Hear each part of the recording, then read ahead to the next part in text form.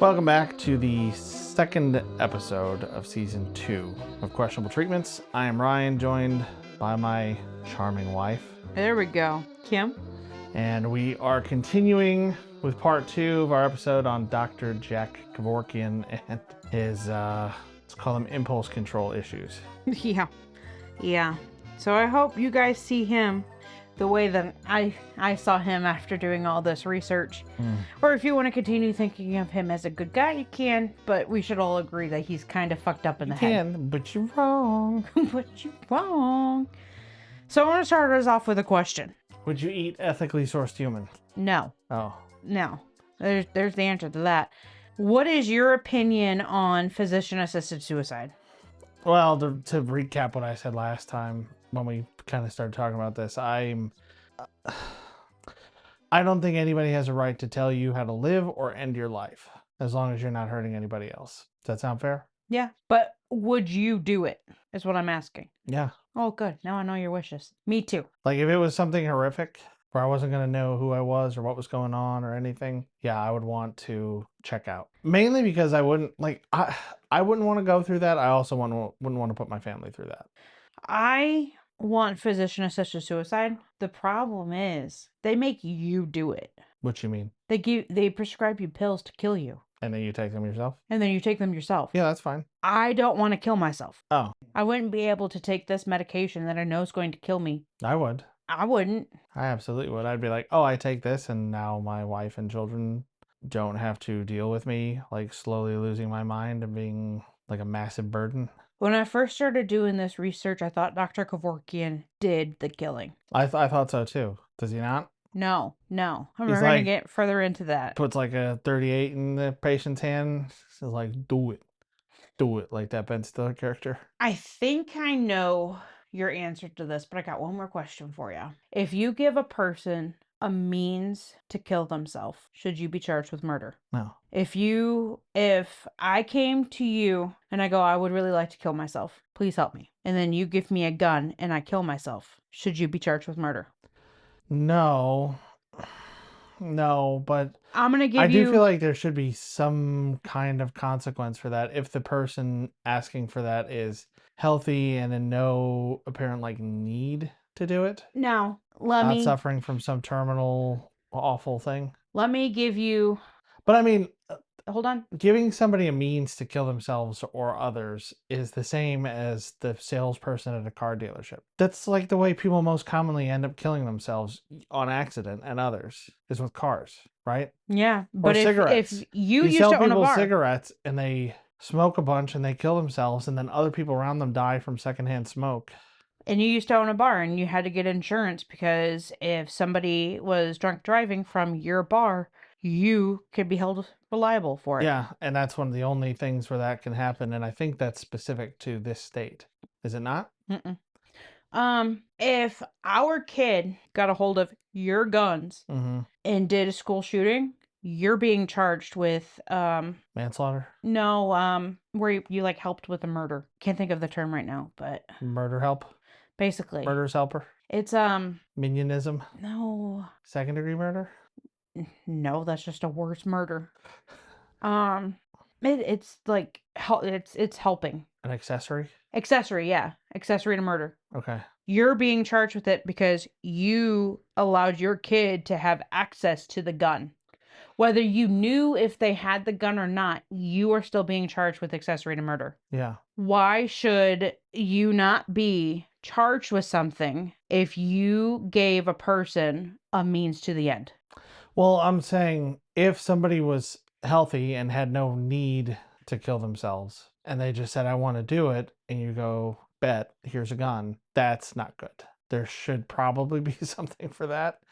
If you provided the means that they express to you that they have some kind of problem that they should be getting help with. But where I support the right to make that choice for yourself towards the end of your life. But I don't think that people should just do it as a way out of like whatever else. Yeah, I'm not saying that. I'm just saying that they asked you for the gun and you gave it to them knowing that they were going to kill themselves. Right, but what I'm getting at is you're not clarifying, is this somebody who's 90 years old and dying of a painful cancer? The law or is doesn't this care. Somebody who's 20 who's just depressed because they went through a breakup. The law doesn't care. Neither did Kevorkian. Okay.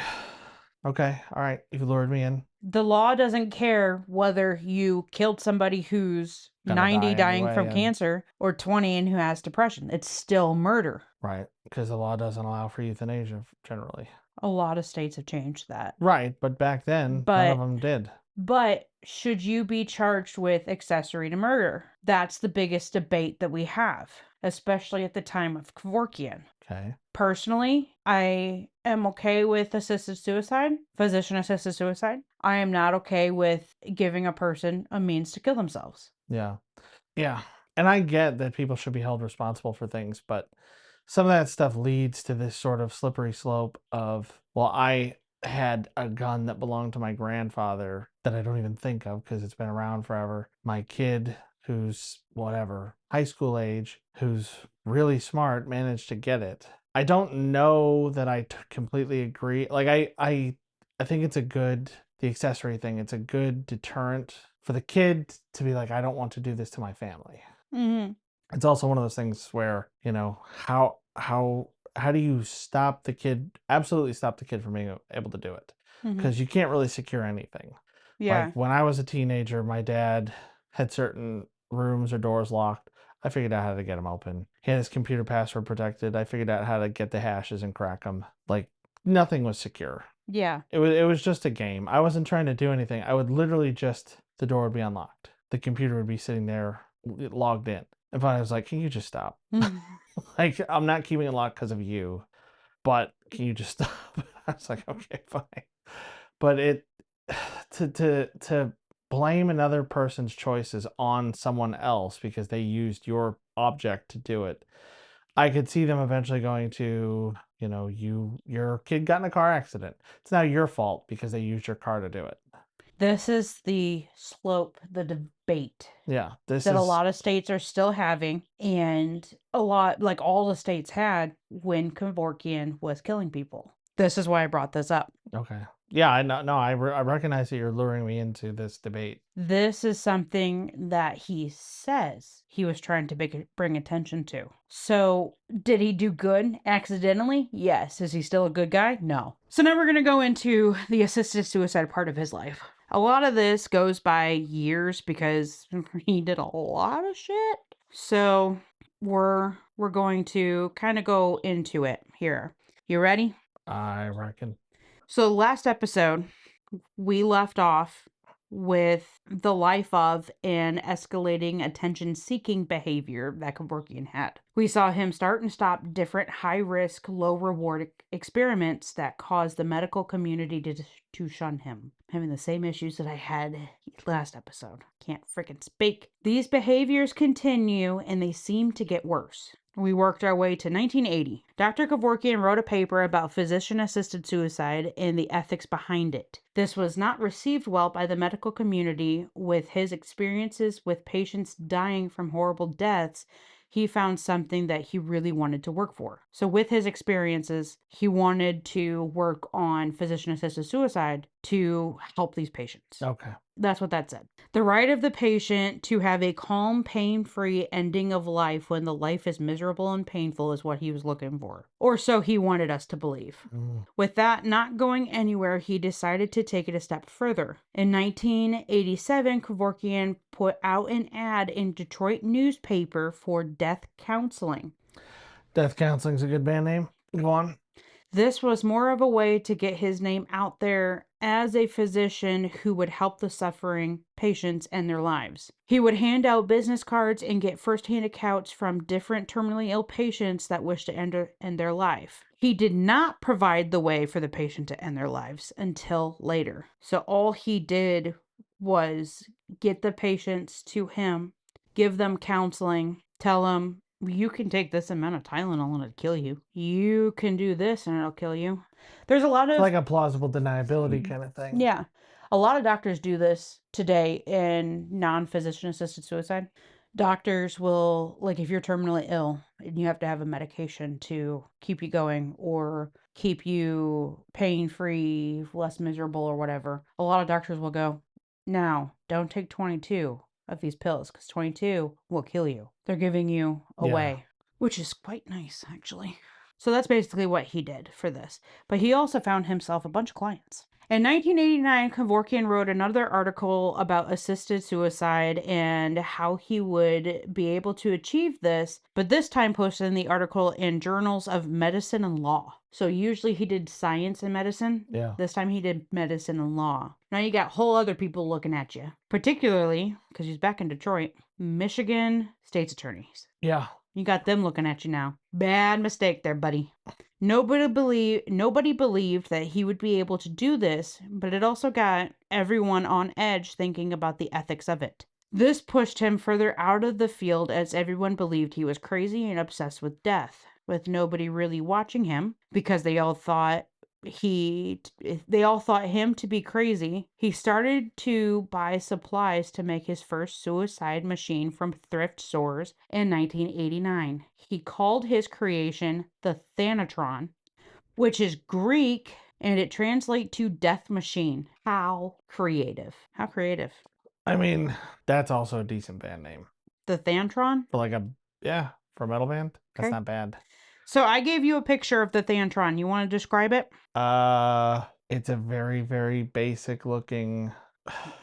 So it has two vertical supports with a horizontal bar across the top with 3 hooks. Each one of those hooks has some kind of vial or bottle suspended with lines going down. There's a tin or aluminum base and some kind of support struts. So it looks like a little setup where you could just stick these lines into yourself and inject yourself with something. And it's not really a machine as much as just It's there. like an IV cart that's It is a machine. miniaturized. What is it? What's the mechanical part of it? Does it pump? We'll get into it. Like, does it pump the medicine into you? Kind of. Yeah, it doesn't look like a machine as much as it looks like a cobbled together way of hanging up some kind of IV bag. Did you see the side of it? There's a little black switch No, on from this the right picture, side of it. no. At the bottom of it, there should be a little black box, which is the switch. Nope. Eh. There's no Well, black box at the bottom of this. well, there used to be. Oh, that's because it's kind of tilted, angular. There is. There's a little switch on it. Okay. Yeah, maybe just not visible in this picture. It's on the right side, which is where like the vial is, that large vial. Yeah. It's there. Okay. Dr. Kevorkian figured he would be able to get around murder charges if the patient was the one that pulled the trigger to commit suicide, and he's Yeah. technically right. There's no law against it anywhere. In any state, there's no law against it. Against giving a person a way to kill themselves. Yeah. Because again, it probably gets into what I was saying, where The slippery slope. there are so many ways that you can give somebody the means to kill themselves purposefully or accidentally. Like, you could be charged with manslaughter or something if somebody comes over and purposefully like drops your toaster in the bathtub with them, Yeah. right? Yeah. I mean that's a cartoon stereotyped way of doing it. Yeah. Okay, so the thing that you just described, I'm going to It's- kind of go over again. It's like, I don't know. Yeah, Um, it's like if Elmer Fudd tried to make a machine like this Yeah, out and these all of came from farmyard thrift scraps. stores. It all came from thrift stores. Yeah. So I'm going to kind of describe it a little bit again because I want you to know where everything went. Okay. So the machine had 2 large syringe tubes and a bag of saline on the mini version of a clothes hanger thingy you would find at a store. Close hanger thingy? Clothes hanger thingy. Yeah. It's just A rack.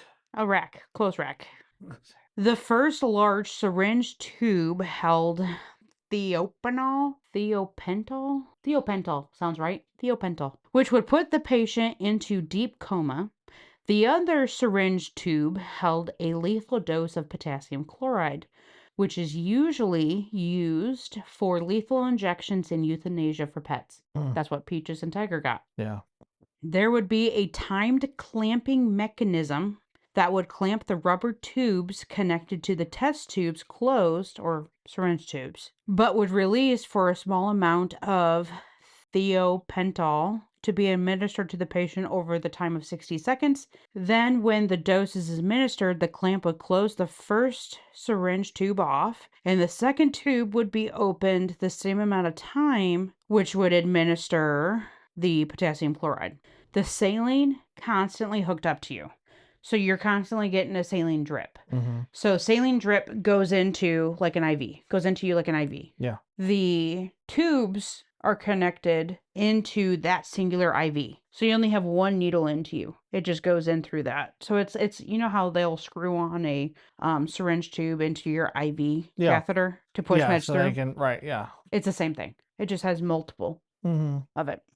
Yeah. So they can give you like pain medicine or whatever along with your saline drip. Right. Yep. Yep. And a lot of times they'll just add that into the saline bag. Like they have saline bags that have morphine in it or have something so that we have slow administration for it. If you're like a burn victim or something like that, need constant pain medicine. There was a switch on the side of the Thantron for the patient to push when they were ready to take the ride to the afterlife. They're Now, ready to punch their ticket. yeah, all 3 tubes were connected to one IV tubing. I already said that.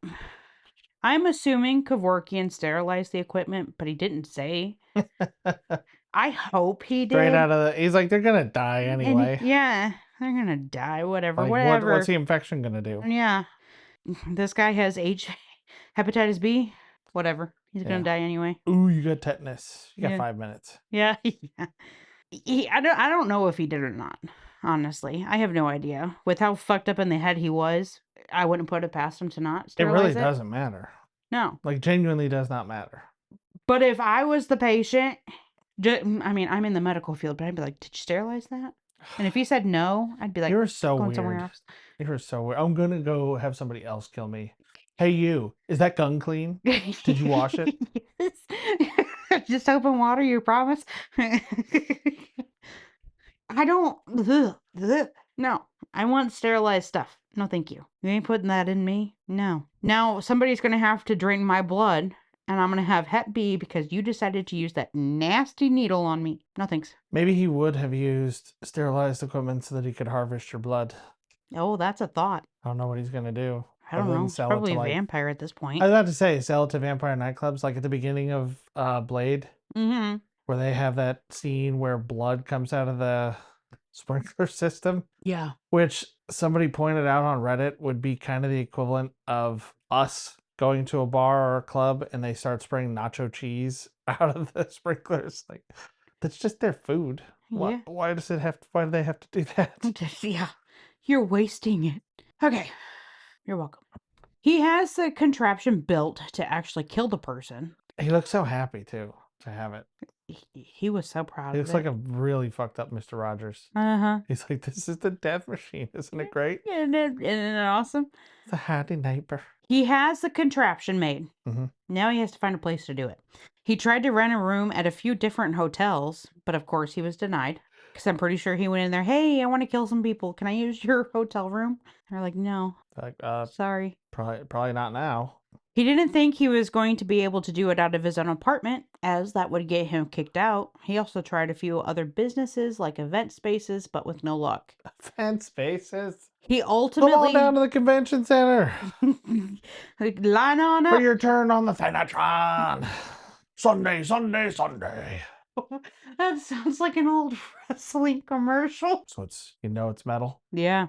He ultimately decided to use his Volkswagen Volkswagen. Type 2 microbus, where he put in some shelving and a bolted down gurney into the back to hold the heart monitor, the Thanatron, refills of the medicine, and for the patient to lie down. Comfy. Doesn't that sound so comfy? I mean, van life's all the rage now. If I got a cramp I in my just like back, this guy, this picture. The picture will be in the show notes, but the picture, you just open the sliding door of the mystery machine, and he's back there, just patting this gurney he's got with the big smile on his face and the like barnyard equipment. mm-hmm. It really does look something like it looks like something you'd have a sick cow hooked up to. If I'm such a prissy person apparently, because if I got a cramp in my back, I'd be like, I gotta go somewhere I else. won't do this in a microbus. You need at least a VW Westphalia for me to die in here. I want you to be able to pop that roof so I can stand if I want to. Apparently, I got a bunch of standards to die. Yeah. I need a comfy bed too, because I don't want to get a cramp in my back. I don't expect you to be less of a pain in the ass at any point in your life or death. I'm gonna haunt your ass just because I'm gonna die. I'm gonna haunt your ass just to continue being a pain in the ass for you. Oh, oh, Lordy. Oh, back to some serious shit. There was a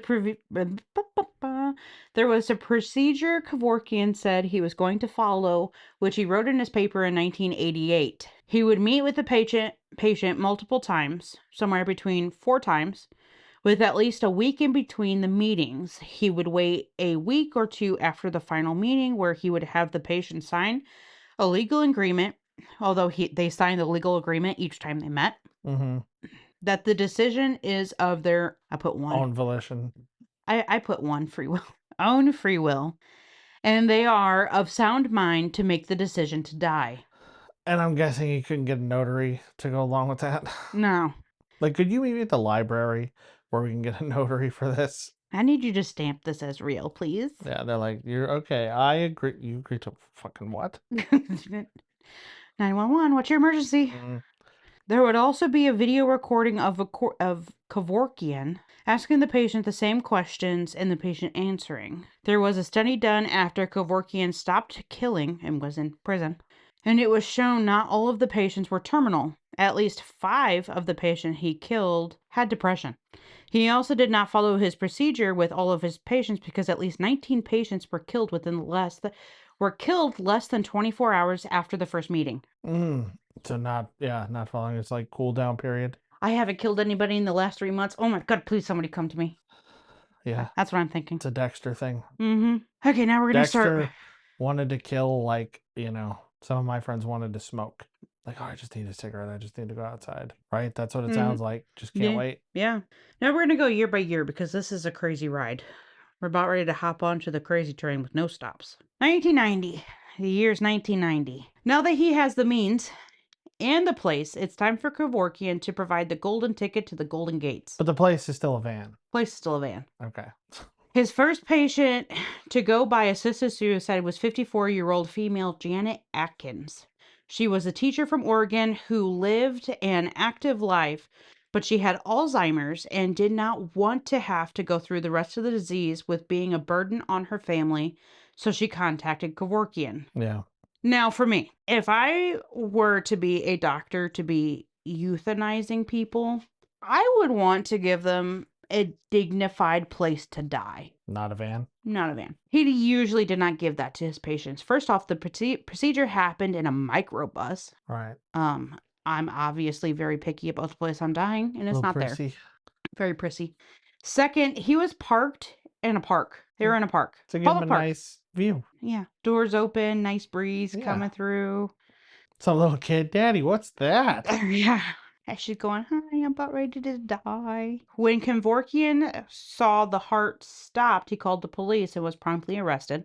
But he was released because there was no law against giving a person the means to kill themselves. So he called the police? He called the police. Just be 4 like, days. Yo, I got a dead body in my van. Yeah. Okay. 4 days after helping in the death of Janet Atkins, Kevorkian was joined by the Oakland County Circuit Court judge from aiding in any suicides. Adjoined is a fancy medical term for you can't do it no more. Yeah, forbidden. Yeah. In December of the same year, Kevorkian murder charges were dismissed. Okay. So June. Hold on. So June he does this. I'm just getting the timeline straight. June he does it, and then by December it's already done. Yeah, I thought you were about ready to read the list. You can't even like settle a traffic ticket that quickly sometimes. No. I mean, there's no law. There's Right. no law, so it doesn't matter if they charge him with murder But or they not. still forbade him from doing it again. Yeah, but this... Because they realized what he was up to and why he was doing it that way. Yeah. So not every single one of them he calls the police for. You're going to find out how fucked up he truly is. 1991. The year's 1991. On October 23rd, Kevorkian attends and assists the death of Marjorie Wantz, age 58, diagnosed with MS and pelvic pain, and Sherry Miller, age 43, with chronic pain from botched surgeries. Marjorie died from Thantron, but Sherry died from Mersatron? It's Greek for mercy machine. I think it's Mercytron. That's a great name for the van, the Mercy Machine. Yeah. Maybe he ran her over with the van. No. No. So the Mercytron. Okay, first I'm going to say this. Thanatron, you were dead within 2 minutes. Mm-hmm. And you were in deep coma, okay? Mercytron was carbon monoxide gas in a tank, like one of those big oxygen tanks, or like for CO2 for the bar to carbonate the beer. Oh yeah, for sure. And Not one not of for the the beer, for the soda. We don't want to mislead people. for the soda. Oh, I don't know. The beer's already carbonated. Oh, is it? That's why it's in those huge metal Oh, I didn't know that. I kegs. don't know. That's for the pressure. Soda's For the what they need soda. it for. Okay. But yes, I know what you mean. They're Big. like a mega version of an oxygen tank at like a nursing home. But in hospitals they have them inside the wall. So it's carbon They have monoxide them gas. inside the wall. It is. I don't know why you you said it like that. It's inside. You sound like Christopher Walken. Like I see you. You got your tank. It's in the wall. I see you coming. You're definitely in a better mood now. So the patient would have a mask. They would turn the dial at the top to open it, and they would just be breathing in carbon monoxide. Yeah. So just suffocating, displacing the oxygen in their lungs. Yes. Yeah. It will take them 10 minutes to die. But it's painless. No, Isn't it? because you're suffocating. Carbon monoxide poisoning. But they warn you about carbon monoxide poisoning like in your car or at You have carbon monoxide detectors. Showing an age thing here. Drive-in movies. People used to occasionally die at drive-in movies leaving their car on because there'd be a carbon monoxide leak that they wouldn't know about. And they would just fall asleep and die. There's symptoms you get before that, though. Mm-hmm. Apoxia? That. You get headaches. Yeah. You get hallucinations. You get nauseous. You get coughing. Like, you go through a whole illness before you actually die. Yeah. I mean, especially in like a house. Yeah, your body's warning you something's wrong. Yeah. This is before they even die, but it's going to take them 10 minutes to die, and they're dying from suffocation. I'm definitely not going that way. Yeah, okay. I'm with you. I ain't doing it. Kevorkian's medical license was suspended on November 20th with a vote of 8-0 from the medical board. Probably a good move. Yeah. The medical board was wanting to send a message physician-assisted suicide was not going to be accepted. Now, I don't know why Kevorkian decided to use Mercytron on Sherry, but now he has no choice. He has to use Mercytron because he can't get the medicine for Thanatron because he doesn't have a medical license anymore. You have to have a medical license to get those. So is Mercytron actually going to become the van? The mask is just hooked up to the tailpipe? No, it's hooked up to the CO2. The CO2 tank. Is carbon monoxide CO2? Well, no, that would be it's just CO. Yeah, carbon dioxide is CO2. Yeah, it's carbon monoxide that would come out of the tailpipe, or at least partially enough to be a problem. So now that he can't get the drugs, he has to use lethal air. I mean, I think air is lethal anyways because I choke on air all the time, but Lethal Air is a pretty good album name from Death Counseling. Lethal air. What about lethal lines? Because I trip over those all the time too. Now the year is 1992, May 15th.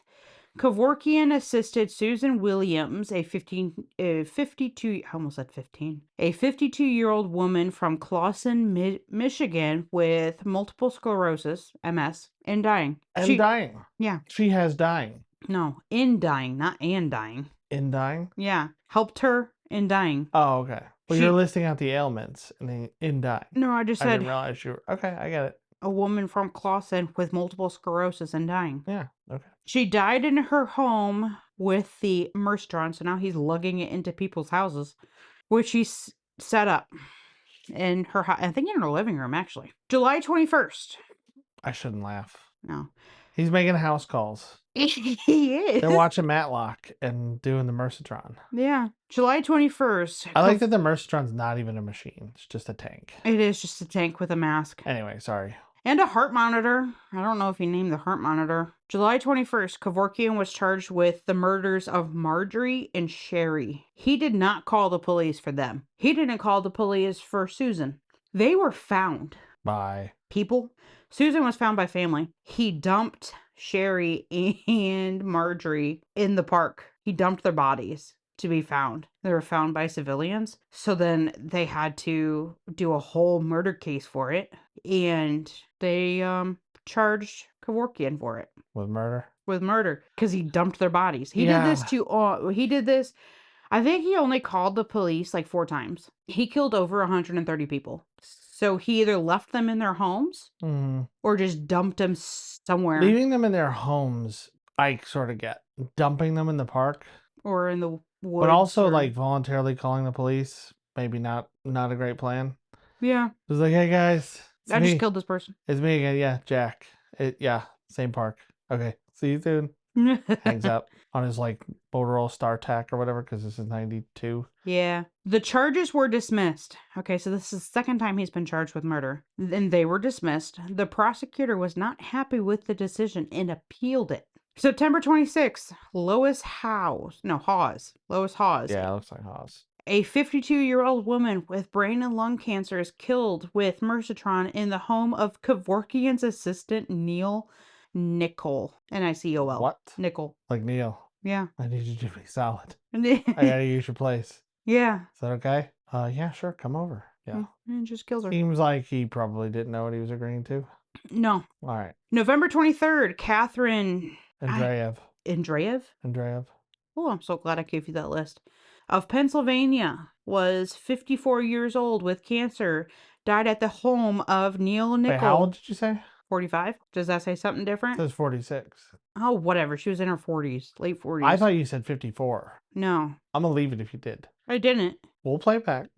I might have. All right. Honestly, I'm dyslexic, so. December 3rd, December 3rd. the state signs into law assisted suicide is banned and illegal and would not take effect until March 30th, 1993. He's like, sorry, I got time. I got time. The year is 1993. Is there any more in 92? Yeah, 2. Okay, go ahead, read them off. Marcella Lawrence, age 67 on... Oh, he did 2 in a day. 12/15/92, 12/15/92. Also for Marguerite Tate, age 70. I can't tell you what they had. Yeah, we just have it's a lot. It's like a shocking number. A number of people. But yes, then you get to Hold on. 1/20/93. Okay. So the year is 1993. Start with this January. 1993. Batman, the animated series, is about to start. I think Power Rangers might be starting its first season. But poor Jack Miller didn't know that, so he decided to punch the ticket. Mm-hmm. He was age 53. I'm also struck by how young all these people were. I mean, There's a 20-year-old on there. we're making light of it, but There's a 20-year-old. you kind of have to with something this That's why a bad, lot of but it's first. also their choice. That's why a lot of first responders and medical personnel have dark humor. Right, and they make jokes about stuff like this, yeah. Yeah. February 15th, Hugh Gale, a 70-year-old male with emphysema and CHF, congestive heart failure, died in his home in Michigan from the Mercitron. This case is a little bit fucked up. So he had 2 assistants. He had Neil and he had another person it was a woman. I don't remember her name. Jack wrote in his charting that Neil turned the tank to turn on and told them to get the mask off of him. Get the mask off. Jack put that they removed the mask for a couple of minutes, let him catch his breath. And they put the mask on it, and then he asked them to remove the mask again because he doesn't want to die and he can't breathe. He whited out that last part. You could still read underneath it, but he whited out and wrote over it. This was a big thing for his murder trial. Why are you changing it? What? So what is this? This is the guy who died. What is it that they whited out? That he asked to not die. Who? No, I know. Hugh. Why was there Here it writing? is. Why was somebody recording that the guy asked to have the mask taken off? I don't know why Jack wrote it down. He wrote it down in Hugh's chart. And then whited it out later. And then whited it out So later. he was keeping records right of so-and-so put the mask on this like the patient themselves turned the knob to start the gas. Margot Janis. That's her name. Margot Janis. But they were recording who did what and who asked for what. Yes. And what the Okay. patient said and So everything. Hugh was like, okay, I changed my mind. Yep. And then whited it out. But then Jack, Neil, and Margot testified that he only said it once, so they kind of Disregarded it. disregarded it. But why are you going to trust the word of murderers? Right. A murderer and his assistants. Well, and a murderer who wrote it down for some reason that Yeah, his and they're like, no, you're wrong. victim was pleading. Yeah, I mean, I could finally found totally, it. yeah, I don't know. I guess I could see it either way if they're just trying to be above board as much as they can while murdering people. Yeah, And they just put in there like the patient did ask to have it taken off. And then they yeah. realized after the fact that looks really bad because it could have been the guy said, like, let's not do this. And then he was like, no, no, no, I need to do it. Like he could have like regained his conviction and they just decided having that in there at all was bad. But they're saying that Jack just wanted to kill him. Yeah, hey, that's kind of what it sounds like. Yeah. I mean, I'm not Yeah. trying to defend him, but I could see You're playing I'm devil's advocate, which is a good thing to play most of the time. well, I'm trying to understand why you would want to record it in the first place unless your intentions were good. Unless your intentions is to get attention. But this was a big, big thing for the time. February 25th. Michigan Governor John Engler signs the law banning physician-assisted suicide. This is a month and 5 days early. So they put the law into effect before it was supposed to be. Yes. Or was scheduled to be or Yep. whatever. This will make physician-assisted suicide a 4-year felony, but the law is able to expire unless permanent Legislation. yeah, that is determined. So if they don't determine whether it's going to be a law or not, it will expire. Okay. But this is basically just to stop Jack. Yeah. He should have never published that article I don't want or called the police. I would never murder somebody, but I want to be enough of a problem that laws have to be passed specifically about me. I'd be very proud of that. Just like you're proud of a Goodwill. I'd want those laws on my tombstone. Well, if that ever happens, I will surely put that on your tombstone if you go before me. April 27th, California judge also suspends Kevorkian's medical license because he has it in 2 places.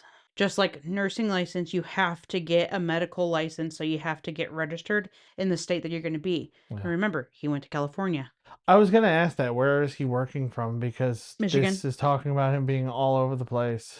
He went back to Michigan Okay. for this. I mean, I told you that in Yeah, the beginning, but I guess well, I'm seeing on this sheet that's where they that came they're from. all over the place. Yeah, but some of them are dying in their home. Some of them are dying away from home. The ones that they're from died, California, Illinois, Arizona, Missouri, Oregon. the ones that died in their home are from Michigan, around the Detroit area. The ones that did not die in their home were from either states or far away from the Detroit area. So they could be in Michigan, but they came there. They came there to die. Okay. Well, and I was wondering if there's another one of those connections like we found where a lot of the really fucked up stuff continues to happen in California long after everybody else has banned it. No. Although I think they were the second state to sign into law physician-assisted suicide. It's okay. August 4th. Thomas Hyde, a 30-year-old man with ALS, is found dead in Kevorkian's microbus in Detroit Park. This is something that is typical for Kevorkian. He would leave his patients somewhere to be discovered by police, pedestrians, or family. September 9th, Kevorkian is charged with murder for the killing of Thomas and is ordered by the judge he needed to appear in court, and he is not able to assist any more people with death. A few hours later, later that night. A few hours later after the judge said stop. So later that night, Kevorkian attends the death of Donald O'Keefe. O'Keefe. Is it just O'Keefe? O'Keefe, yeah. Like O'Grief? Yeah. O'Keefe, a 73-year-old man with cancer. He is arrested for breaking his court order. This says O'Keefe died on 9/9/93.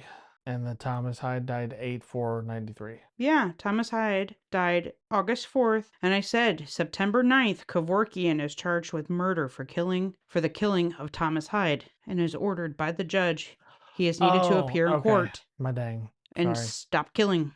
He is arrested for breaking his court order. Early November, Kevorkian. He's like, man, it's been a rough day. Yeah. You know, take the edge off. Killing someone.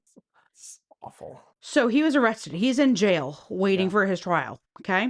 Early November, Kevorkian goes on a strike fast and refuses to eat in jail after refusing to post bond, which was $20,000. November 29th, Kevorkian is continuing to fast, so almost a whole month, and is also charged with the murder of Marion Frederick, a 72-year-old woman who was killed in October, and the bond was set to $50,000. So upping his bond while he's in there because they're discovering More. more of what he's done. Yeah. December 17th, Kevorkian ends his fast and bonds out because the judge reduced the bond to $100 in exchange for Kevorkian to not assist any more suicides while he is still on They're trial. like bribing him. Yeah, Could you at least stop killing people while we're still trying to convict you of of murder. killing these other people? Yeah. The We'll let year you go. God.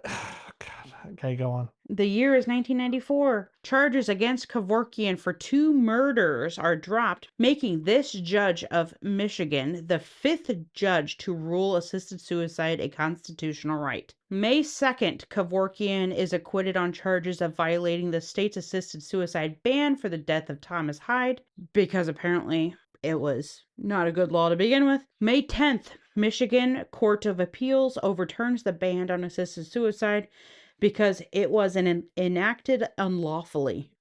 November 26th, the ban on assisted suicide expires, so they said it can't be a law. Right. We'll leave it until it expires, but it can't be a law. So the ban expired that same night. Yeah, I'm seeing on the list. Kevorkian assisted 72-year-old Margaret Garish. with arthritis and osteoporosis who died of carbon monoxide poisoning in her home. So the Mercitron is back at it again. Kevorkian left her for other people to find. December 13th, the Supreme Court ruled in favor of the assisted suicide ban Michigan had and rules it is illegal under common law. Common law. Common law. It's laws that were in the 1800s. Oh. They're called common laws. This opened up old cases of murder that Kevorkian had. Right, because Margaret's number 21 of the known ones. Of the known ones. 1995. June 26, Kevorkian opened a suicide clinic in an office in Springfield Township, Michigan. Erica Solano? Garcelano? Yeah, sure. A 60-year-old with ALS is the first patient. Yeah, but before that, on May 12th, Nicholas Loving, age 27. Had depression. Good Lord. Yeah. I mean, 60 is really young, too. We're talking about 40s and 60? 50-year-olds mainly. Yeah. I mean, 60 ain't what it used to be back when people smoked and drank all the time and basically, like, I'm a pickled and smoked themselves. Yeah. You know? To where they look terrible, but, Yeah. like, yeah, 60. I mean, Tom Cruise is 60, isn't he? He looks great for 60. Yeah, I mean, he's still running, hanging on to planes, breaking his ankles. Yeah. I mean, it's probably all the Botox and whatever else he has to I don't know if age he him has backwards. Botox or not. He Maybe they ages put one of backwards. those, like, masks on him, the cold masks. Tighten all of his shit up before he goes on Probably. camera. And Probably. he starts to melt like Clayface. They're like, get Tom back in the cryo chamber. We gotta get him ready for the next scene. Yeah. He's never gonna pass for 35 at this rate. June 29th, so he's had this for 3 days. June 29th, 26th to the 29th. The landlord of the office space finds out what Kevorkian is using the space for and kicks him out. Yeah. September 14th, Kevorkian is on trial again for Sherry and Marjorie, and he is in a costume because the prosecution is charging him under common law. So he wore like suspenders. You know what you would think of a person when our country was first. Like a pilgrim or something? Yeah. Or just like Victorian style clothes? No, like almost pilgrim. It's like a mix between them. That's what he wore. Do you still have that paper? I'm pretty sure it's in there. Yeah. Okay, yeah. So you undersold that. It's not suspenders he's wearing. He's got the full powdered wig, like some kind of robe or overcoat thing. The shirt and outfit with more buttons than make sense, and then some giant scroll. I'm assuming that's the rules or common laws or whatever. Yeah. I also gave you. He also started protesting on the street, and that's what he wore. Portable stocks. Yeah, he's Like also a portable stockade or whatever. The where you head and hands through it. Yeah. Common law of the Middle Ages. What's next? The Inquisition. So he's got a sheet-eating grin on his face, standing in a parking lot. There's some guy walking by him, kind That's of his laughing. lawyer. Feiger. That's his lawyer Yeah, standing with him. Feiger. Yeah. Protesting being tried under common law. Whatever? You're not gonna know. Yeah, I don't know. I I'm didn't pretty do sure research. common law was part of like Will's defense in Good Will Hunting at the beginning of the movie. I don't know. Never seen it. Part of him being like a super genius Mm-hmm. is he knows all this historical stuff. Anyway, go on. So tried under common law, Mm-hmm. dressed up to make fun of it. Mm-hmm. October 30th, a small group of doctors and other medical experts in Michigan announced their support of Kevorkian and assisted suicide. They probably didn't know his background. Right. Yeah, I think a lot of people would be in support of being able to do that and make these decisions for yourself, but probably would not have known his history Yeah. and the complications that go with it. Mm-hmm. Because you think he's doing a good thing. And then you hear his He thinks he's background. doing a good thing too. He thinks he's helping people die, and that's what he wants to do. He wants to He's watch like, oh, death. there I go, kill him again. Yeah. Okay. 1996. March 8th, Kevorkian is acquitted again on 2 deaths. April 1st, trial begins for the death of Sherry and Marjorie, yet again. He comes again in a costume to make the joke of the trial. So he wears that costume each time there's trial for this. So is he being paid by the people he's killing? No, it's all free. So how is he? Making money? Yeah, how is he earning any kind of income? I have no And idea. how is he affording to defend himself in these trials? Or is this lawyer doing it because it's kind of a stunt? I don't know. I have no idea. Okay. This is all free. Yeah. But I guess, I mean, he has a lot of supporters who are pro-life, I think. Pro-life. Pro-life, pro-death, pro-death. I don't know, whichever one. Choice? One. I don't know. Anyway, go on. The ones who are all for physician-assisted suicide. And I think they're sending in donations or something. I have no idea. So I didn't get that far. GoFundMe in the mid-90s. Yeah. I didn't give a shit if he earned money or not. Well, it's just, I've, like, there's the joke of, I'm a barista at a local tea place, and my husband races professional racing ferrets, and our house budget is $4 million. Oh, yeah. You see that stuff on HGTV, Property Brothers, whatever, all the time. Mm-hmm. Like, people with these ridiculous jobs, you know. But I feel like just as often on a lot of the crime shows you watch, they'll talk about somebody who's a serial killer or whatever, no obvious means of supporting themselves, but they still manage to like buy a house wherever they go. They always have access to vehicles. They never have any money problems. They're able to constantly defend themselves in court. But again, it's like, where does the money come from? Oh, they I know in probably some steal of it. them, it's like, I remember some of them that we watched, you know, houses, cars, whatever, were like inherited, or they were allowed to live with somebody or whatever. But some of them, it's like, there was one where the murderer was just like a family man, like Yeah. single income household.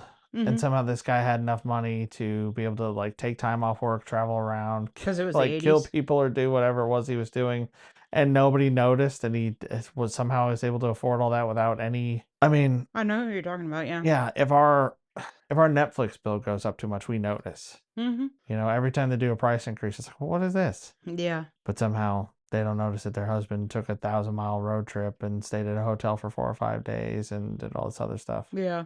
I don't know, man. May 14th. Improbable. May 14th, Kevorkian is acquitted again by a jury.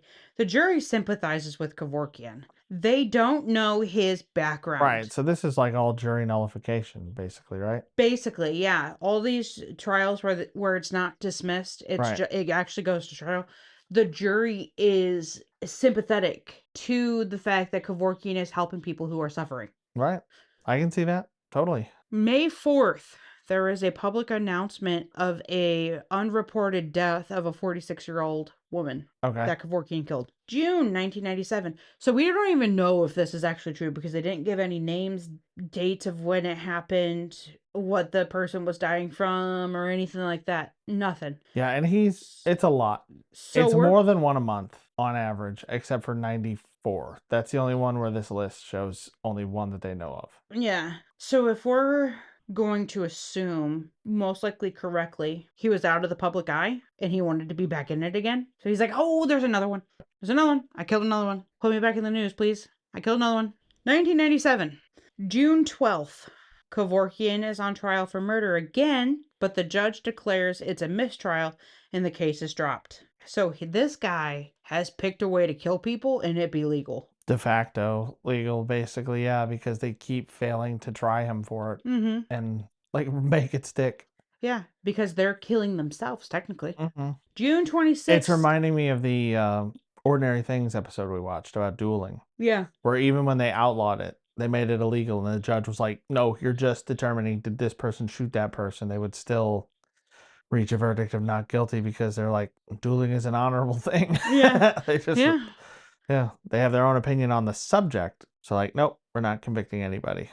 June 26th, the Supreme Court rules it is the state's right to decide if physician assisted suicide is going to be legal in that state. 1998 is the year. March 14th, Kevorkian assists a 66-year-old man to his death, and this marks his 100th death. Do you think that he held a 100th party? At like Like Sizzlers in a movie. like we did in elementary school for the 100th day of school. Everything was 100. You had 100 M&Ms. You had a Oh, I'm shirt more that said thinking like 100. when I was a kid, we went to Venture and we were like the 1,000th or 100,000th customer or something like that, and we got all of our stuff for free. His like next tank of CO, yeah, his next tanks of carbon monoxide was free. No, I think they went to. Steak and shake. I was trying to. Well, I mean, Sizzler's not bad for the time period. Maybe they went to an old school Pizza Hut Yeah. where they still had the sit down stuff and the Tiffany lamps and like a Tekken machine in the corner. Yeah. Yeah, him and his two assistants. Mm-hmm. Because I mean, they're running around in a van. This is not a high budget thing. No. I still want to know what he's doing. Like, what is his day job? How is he making money to just live? Mm-hmm. I mean, you said possibly he's getting some kind of donations or whatever, but he's doing this service for free. I think he's technically still doing art. Selling art. Art is not the easiest thing to make money off of. No, Most but successful artists are dead. he's made himself famous. I guess that's true. So you So got, everybody wants his art. yeah, you probably got wackos like Zach Baggins back then too, buying this Zach stuff Bagans up. has his van. Oh my God. Has his van in his haunted museum. I don't like Zach Baggins, but I kind of want to go to the museum. I know, me He's too. got a lot of stuff in there I would kind of like to see. I know, me too. But if I had to watch him bulldogging around in there and telling you how everything's cursed and like, don't do this, don't take pictures of that, I wouldn't be able to take it. You would get us cursed so fast because you do You would do the exact opposite of what he says. Don't stare into this mirror. Don't take pictures or make light of this. I take my like mint green one-step Polaroid camera and take pictures of it and stuff, like posing next to it, peace signs, tongue out. Oh my God, what's that monster we were watching Paranormal Caught on Camera? And you're like, that's not so scary. And then it says, I said it was lame. Yeah, and then it steals like babies, and you're like, no, it's No, totally it was scary. like really, yeah. They immediately went into like, if it's mocked, it does this, and it's like it's not. No, it's not. It's totally, that's badass. This thing, not lame at all. You started walking backwards. You tried backpedaling so hard. I don't know if you liked it or not. I haven't been haunted. So go on. He was acquitted again because. No, he did his 100th. Oh yeah, that's Murder. right. 100th murder. So yeah. September 1st, there is now a second law, right to die, in effect, outlawing physician-assisted suicide in Michigan. November 3rd, the residents of Michigan reject legalizing physician-assisted suicide. So he's trying to say this is totally okay to do. And they're like, no. I don't know. I'm going to play this clip for you, okay? I think it's 7 minutes. November 25th, Kevorkian goes on 60 Minutes for an interview. This was the stupidest thing he ever could have done. This is, if I were him, I would not have done this. It's 13 minutes. Are we going to watch the whole thing? Up to you. 60 Minutes Rewind. Dr. Jack Kevorkian, who was acknowledged helping more than 130 patients kill themselves, tonight reveals that 2 months ago he killed one of his patients himself and recorded it on videotape. And he acknowledges that this killing could get him sentenced to prison for the rest of his life.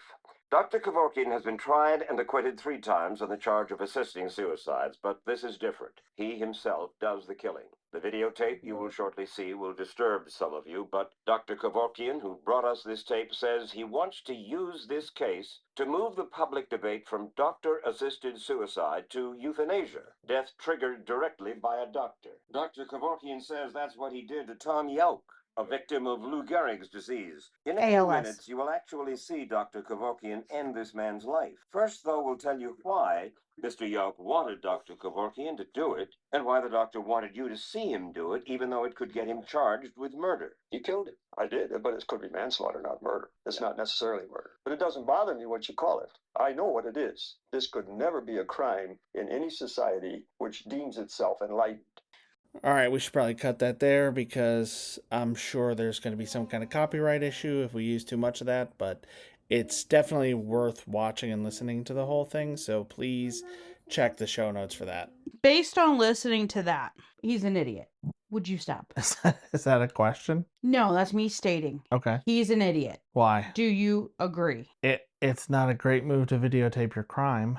He says that he wants to help people. He wants to end their suffering. Mm-hmm. So what he decides to do is go on live television, show a videotape of a person dying. First off, many people do not like you. Think what you're doing is either against their religion or is fucked up. Yeah. So you're going to show it on live TV. But this time, you're actually killing the person. Right. That's murder. So you're going to show it on live TV. How is that going to have you help anybody else? Well, the framing of that 60 Minutes interview, as far as we watched it, was that he did that way and put it on TV, agreed to do the interview to force them to arrest him for murder and finally set a hopefully more lasting legal precedent. That's how they seem to be framing it. From everything that we have learned about this man, do you believe that to be true? That he really wants to set a legal precedent? Yes. Or do you think it was for attention? I would have to say it's probably some kind of attention-seeking thing, given the fact that he's been tried and acquitted a bunch of different times and has already been influencing the laws in a bunch of different states. Because you talked about how a bunch of different areas have decided that it would be not unconstitutional. It was unconstitutional not to allow somebody to make that It's a constitutional right to make the decide decision. when you die. Yeah. Yeah, when you die. Yeah. So him saying that he's going to force it, he just seems so happy to be in that interview and to be showing this off Mm-hmm. and making his case. I could see it being possibly true, but I would personally, in that position, if I was genuinely trying to help, would probably think, yeah, being the one to actually do it is not going to change anything. They keep trying it. It is slowly changing the laws, keep getting acquitted or whatever. Mm-hmm. I would probably assume that doing it one more time and then televising it is not going to be the thing that pushes it over the edge. The first time he called the police, they didn't charge him with anything because there's no law against it. It wasn't until he started doing it more and more and he got the attention from the state's prosecution that he started getting trials and shit. If you just kept going the way that you're going, called the police or had the family do it or whatever, he would have been able to keep helping people. He would have persuaded the laws because obviously they're going to do articles and stuff about it. Right. But Yeah, he would have been doing the it the right way. conversation out there either way. He Yeah. didn't have to do this to make it happen. This to me Maybe there's screams an angle I'm not seeing, but yeah, I agree with you. with his whole life that we just discussed. I personally think this is just for attention. Yeah. Yep. Everything that he has done around death has been for attention. He's never followed through with anything that he did for attention, but he does for this because it gives him a bigger audience, is what I think. Mm-hmm. November 25th. We're still in 1998, November 25th. Kevorkian is charged with first-degree murder. Because of the 60 Minutes thing? It tells you on your list when Thomas actually died. Yeah, 9/17/98. It's the last one on the list. But in that interview, they said 130 assisted suicides. That's what he says. These are confirmed. This says 110. Those are confirmed people. He says 130. Oh, so he's saying he did more than what is confirmed, yeah. So he's either hid a bunch of them or he's saying he did more to get more attention. But those are confirmed from his files. Those are confirmed. So September, he dies. November 25th, he does the 60-minute interview. Same day, He's charged with murder. Well, the interview airs on the Right. 25th. Yeah, that's what I figured you meant. Yeah, airs. Let me correct myself. It airs. The interview airs, and then he's And charged then with he's charged murder. with murder that exact same day because the state's prosecution is just waiting. They're just waiting for him to fuck up, and boy, did he fuck up royally. So he's charged with first-degree murder, violating the laws against physician-assisted suicide, because that's still a thing, and delivering controlled substances without a medical license in the death of York. I did notice that. He said, that these chemical, like when he was reading this sort of waiver or whatever that he was having the guy sign, that it would to be administered by a competent medical professional. But he has no active medical licenses Nope. anymore. And I would doubt he's far from competent. You would doubt, yeah. I would doubt that he's I get competent. it. Yeah. That's what I meant. I got you. Kevorkian thought he would be able to be acquitted for all of the charges like he has been every other time. Because of this belief, he decides he's going to represent himself. His lawyer was able to make the view of him be pleasant. He Present him as decides, sympathetic and yeah, well-meaning. yeah, he's trying to end the suffering, which is mainly what his lawyer would say. This person was suffering. This person was suffering. This person was about ready to die. He was suffering. He's just trying to help these people. But he decides he's going to do this himself. And he calls 0 witnesses. 0 witnesses. Not a great plan. He doesn't do an opening statement. He doesn't do a closing statement. He thinks that it's so strong.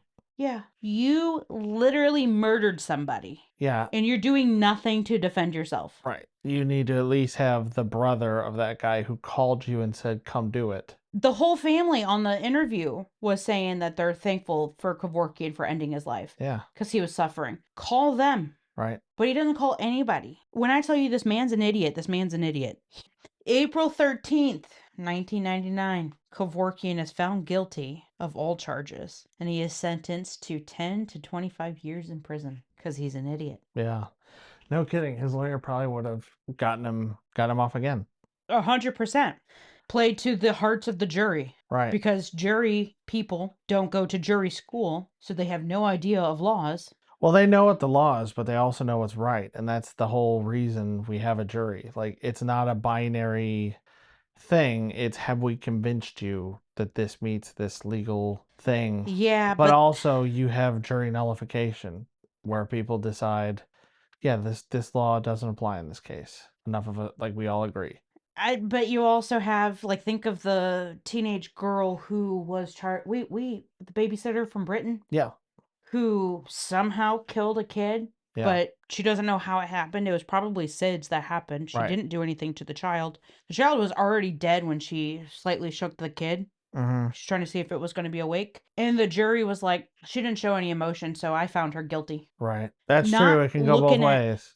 Not looking at any of the evidence, just the fact that she didn't show any emotion, which is what her lawyer told her to do. They charged her with murder. The judge had to turn around and be like, you guys are idiots. Time served. Go home. Yeah. I think having us idiots, especially the generation now, The be ones my that can't juror. read, the ones that are just watching videos about that they're the first ones to be dumber than the generation before. Yeah. And they can't read books or anything.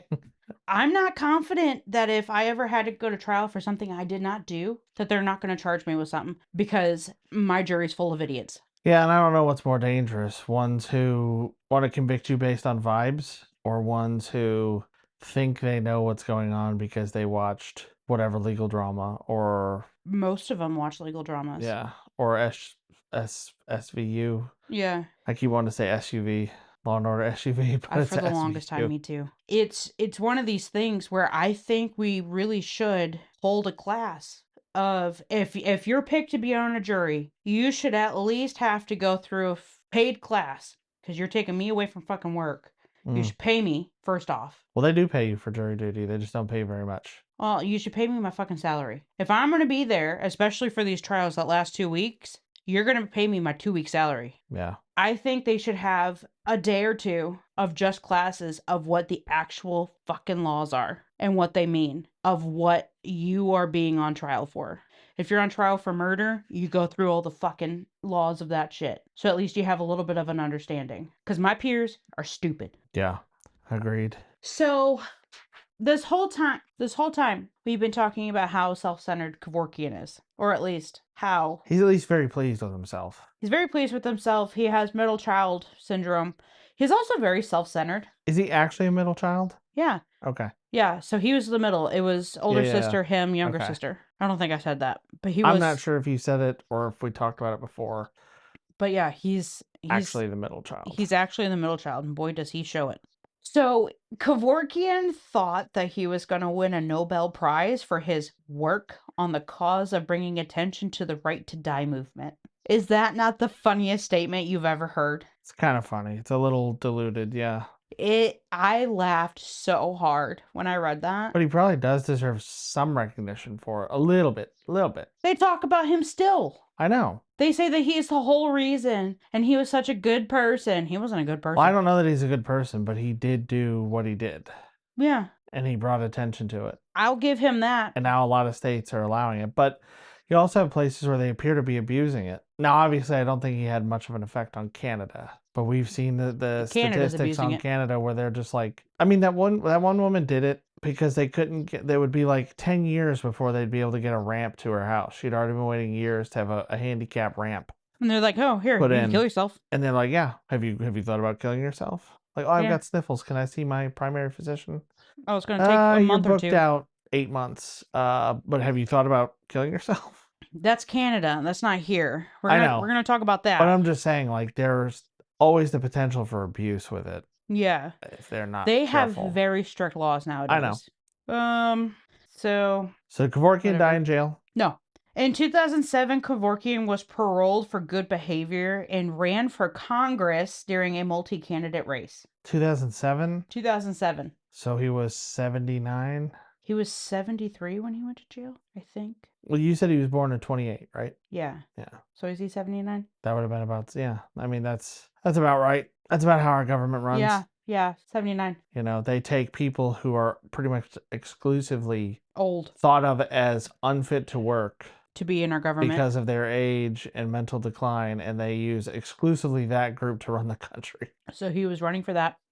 He got 2.6% of the vote. That's pretty good. From his supporters. That's not bad. In 2011, Kevorkian died at the age of 82, most likely from the complications of hepatitis B. Yeah. My thoughts? Good riddance. Sure. That is Dr. Kevorkian. That was quite a roller coaster. That was better than the asylums. This is actually stuff that I enjoy. This is a lot more interesting. Yeah. There's nuance to it. There's nuance to it that he wanted attention. He wanted stuff for him. He also just apparently had intrusive thoughts about medical experiments and things like that, and he decided to put that on everybody else. On that stuff. Yeah. He's just like, oh, I'm just gonna slip some of this dead blood in here and see how well that works out without warning anybody about it. And I'm gonna send a letter to the Germans congratulating them on the Nazis doing what they did. Mm-hmm. That is wild. Mm-hmm. He's a wild man. He's also fucked up in the head. But at the same time, he also did bring attention to that issue and probably set a lot of what's going on today into motion. You reminded me I was going to talk about the assisted suicide. Okay, so we talked about it. Assisted suicide. California passed assisted suicide laws in 2015. Hawaii, 2018. Montana, 2009. New York in 2006. Washington, D.C. alone in 2016. Colorado in 2016. Illinois in 25. New Jersey in 19. Oregon in 94, Washington in 08, Delaware in 25, Maine 19, New Mexico 21, Vermont 13. 13 states in one area. Yeah. So we're going to go over Illinois, their assisted suicide laws. Yeah, one of the newest. Yeah. Eligibility criteria. I mean, they're pretty much the same across all states. Sure. In all authorized states, to be eligible, a person must be an adult 18 years or older, terminally ill with a prognosis of 6 months or less to live, mentally capable of making an informed healthcare decision. Key provisions. The individual must be able to self-administer the medication. Self-administration does not include administration by IV injection or infusion by any person, including the doctor, family member, or patient themselves. 2 physicians must confirm that the person is terminally ill with a prognosis of 6 months or less to live. Do you know how long it takes to get a doctor's appointment? They'd be dead. Yeah. Mentally capable and not being coerced. Terminally ill a terminally ill person can withdraw their request for medication, not take the medication once they have it, or otherwise change their mind at any point. So they can do it. The attending physician must inform the requesting individual about all of their end-of-life care options, including comfort care, hospice, and pain control. So counseling. Yeah. You have these other options. Right. There is a mandatory mental health evaluation of either physician if either physician has concerns about the patient's capacity to make an informed healthcare decision. The prescription cannot be written until the mental health provider confirms capacity. You know how long it takes to get a counseling appointment? No, I'm guessing a long time based on the way you're phrasing that. Depending on if it's a counselor or if it's an actual medical doctor. So a psychologist or a psychiatrist. Yeah. Psychiatrist is going to take a couple years. Psychologist is going to take a couple months. Wow. At least. Healthcare providers who participate and comply with all aspects of the law are given civil and criminal immunity. Life insurance payments cannot be denied to families of those who use the law.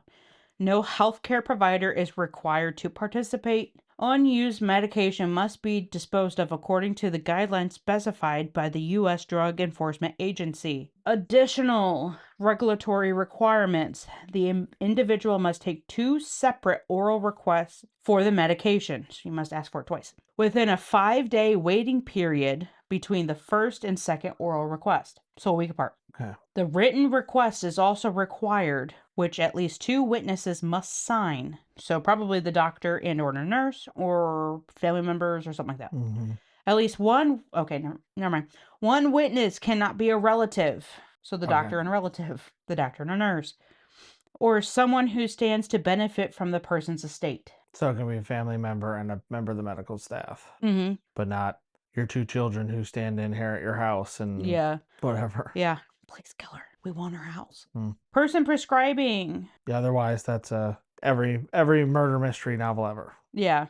Prescribing healthcare provider must comply with medical record documentation requirements and make records available to State Department of Health. The State Department of Health is required to issue a publicly available annual report identifying information about individual patients and doctors is kept confidential. So those are the laws now. No. So now you can't go and ask to be given a prescription to kill yourself because you're depressed. You have to go to counseling for that shit. Yeah. So it's better, but it also gives the ability for a person to ask to die. It's a little overly restrictive though. It is. Like the 6-month window, and then it takes you probably that long to get into a doctor in some cases. Yeah. I think if you are going to participate in this, what I think happens, They probably fast track you. I think they have a PCP, a mental health person, Mm-hmm.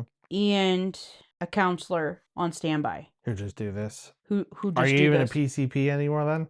You're sort of a specialist. Yeah, You're a death specialist. death specialist. That's what I think is going to happen, because how else are you going to be able to get this to move quickly? Right. So I think you make the request to your doctor, and then they send you to these people who Yeah, do this. probably. Yeah, I mean, with my doctor, I can get stuff done faster. I can just text into the system or call or whatever, and they'll expedite something. So probably they know your history and what you're going through. You could probably just request, hey, can we just skip our appointment and just send me to the specialist? You have to have an appointment for it. Oh, you have to have an appointment with your primary to be referred? Mm-hmm. Oh, well. Because you have to ask for it in person. Or at least Okay. that's what I'm getting from it. Okay. So either way, they'd probably figure out a way to make that work. Yeah. Yeah. Most doctors, if you're old like that and you have a lot of complications, they usually get you in pretty quickly. Okay. But those are the laws, at least for Illinois, and they're kind of the Pretty laws much. everywhere. Sounds pretty much like, yeah, what I've read elsewhere. Yeah. It's good. My issue is I couldn't take the pills. Even if I wanted to, I don't think I'd be able to do it. Or at least 28-year-old me wouldn't be able to do it. Right, yeah. The version of you that has no reason to want to die. Yeah. I don't think I'd be able to do it. But I've always said that if I get cancer, just kill me. Especially if I get the cancer that my grandma had. which killed her, but in a very painful way. Although now that I have a child, I'd want to fight it. But if I'm older, if I'm 60 or older, just kill me. Just kill me. But I'm pretty sure you're going to have to go through all the work to try to fight it before you're able to be administered Right, you get a medication. step therapy denial or Yeah. whatever they call it, where it's like, nope, you have to try all this other shit first. Mm-hmm. Yeah. So that's That would be the Kevorkian, way those to finally belongs. force insurance companies to cover stuff. Make the death procedure really expensive, and then they'll deny it with a step therapy thing. So, no, you have to try chemo and these other life-saving services first. I know, but okay. So that's Kevorkian. All right, so let us know what you think about the new subject. This will be pretty much how the rest of the season's going to go. Let us know through the comments, like, subscribe, do all the things. We'll eventually set up an email so you guys can write in and request stuff. But until then, we should be able to get all the comments. I'm pretty sure they all refer back. Like, I think they all are, what's the word? I don't know. I'm pretty sure they're all gathered back in a central way where we can see them all regardless of the platform. So, yeah, let us know. This is Better than the asylum. it's a little easier for me, yeah. This next episode. It's still is super not- dark, but it's like, it's not quite as bad. This next episode is going to be very bad, and they made the mistake of showing me a picture of what happened, and I about threw up. So. Oh, lovely. Okay, bye. Okay, bye.